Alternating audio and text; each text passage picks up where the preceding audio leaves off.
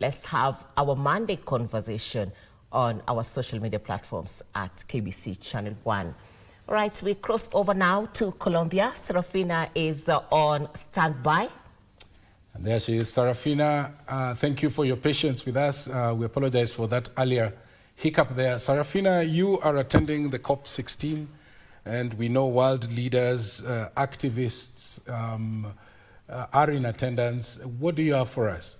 Of Party 16, which is being referred to as COP16, as I mentioned earlier, is that different countries, different parties are attending this COP16, Kenya included. About 192 parties or countries are attending this COP16. Now, this is one of the biggest implementation COPs that is happening ever since the beginning of COP CBD, which started in 1992, and thereafter it has been happening in intervals of 2 years. So the last COP15, the last COP, which is COP15, happened in 2022, and in it there was the adoption of the Montreal Protocol, whereby different countries agreed to a number of terms, a number of things that they're supposed to adhere to, and some of these include the National Biodiversity Strategic Action Plan, whereby they're supposed to review and submit their National Biodiversity Strategic Action Plans by the 21st of October, which is today here at COP16, but only 33 countries out of 192 have been able to submit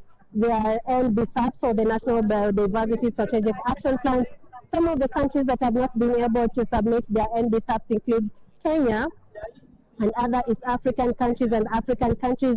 The only East African country that has been able to submit its NBSAP is Uganda, but Kenya has not been able to submit, nor Tanzania, nor Somalia, Ethiopia, Burundi, Rwanda. All of them have not submitted their NBSAPs apart from Uganda. However, Kenya was able to submit its national targets by the end of July. We have the Kenyan delegation that is attending this COP16. We were able to meet them yesterday during the opening ceremony, where the UN Secretary General Antonio Guterres, as well as the Colombian President Gustavo, and also the Environment Minister here, who is Amina Susana, who will now be taking over, will be the president of COP16, were able to call all countries into action in order to save biodiversity.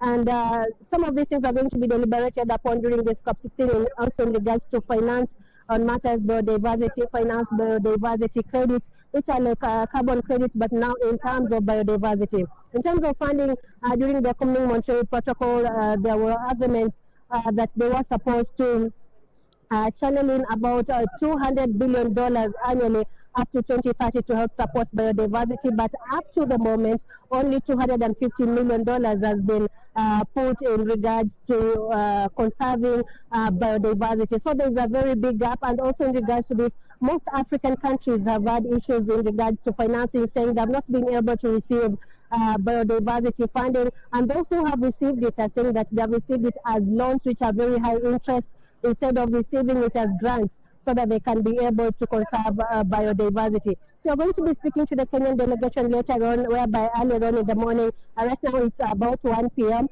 So earlier on in the day, we are going to be speaking to the Kenyan delegation to get to understand what are Kenya's main agenda or priorities in regards to the 23 targets in the Montreal Protocol, and also the 4 goals for 2050, to get to understand that. Also, last night I was able to speak to the Kenyan delegation that said the CS environment head in Duali is expected to be getting into or coming into Colombia towards the end of the COP16, which is maybe from 27th or 28th, to get to sign into some of the agreements that will be achieved during this COP16. There's so many other things that also being discussed here in regards to equitable sharing of resources, in regards to also digital sequencing information, whereby they're saying that when you get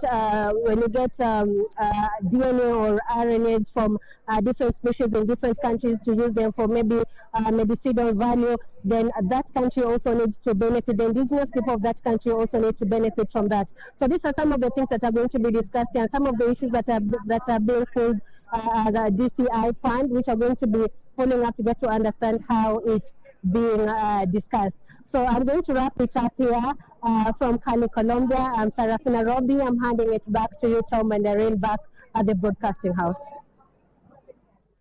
Many thanks indeed, Sarafina, coming to us from Colombia. There we do know that delegates from 196 countries are discussing, among other things, the pathways of obtaining financing for biodiversity. Of course, there are challenges that we have had from all the COPs that have taken place, the first one being in 1992, and even the very latest one that happened in 2022.